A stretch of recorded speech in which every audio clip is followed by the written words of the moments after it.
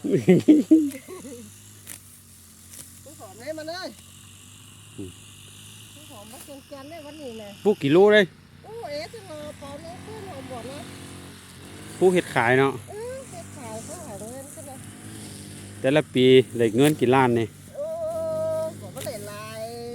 2-3 ล้านนี่เนาะปีนี้คือจันอยู่เนาะนี่ให้เอ๋หอมมันนี่จันเนี่ย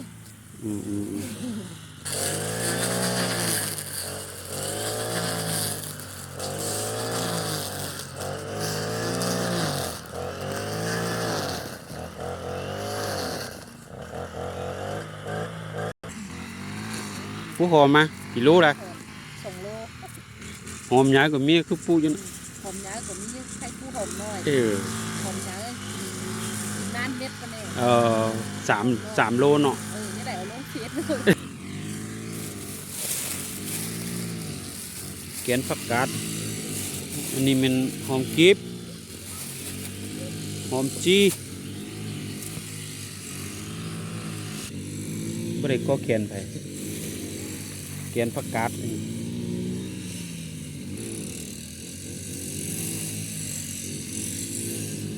แกนหอมจี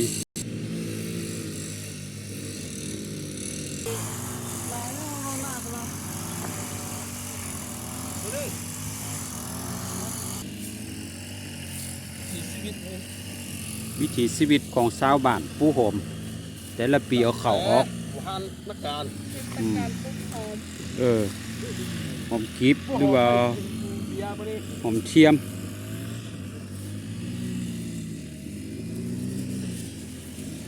ผมไปกินเบียร์ฮะ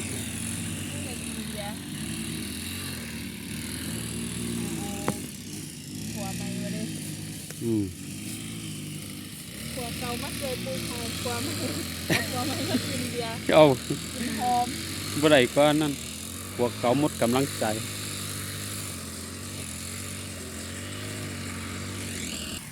อันนี้มันพวกเลยเนอะพวกบางก็บ่ได้พวกหนาก็บ่ได้พวกพอดีแม่นพวกก็ซื้อหอมสายมาพอดี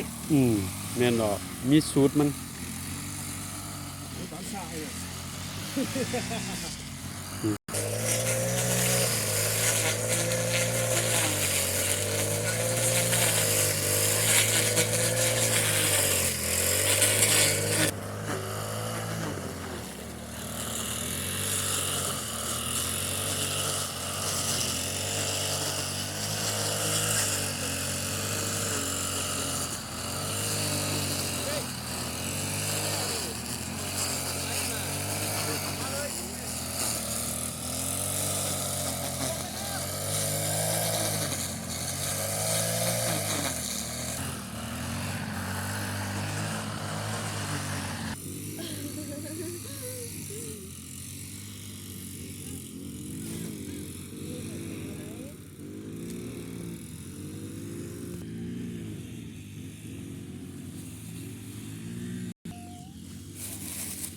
หอมบัวแดงของจีนเอามาเป็นแนว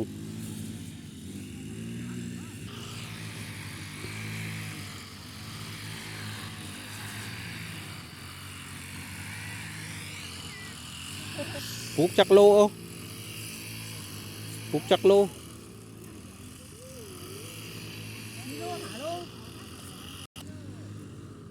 不比这个些，我冒死了，我快点。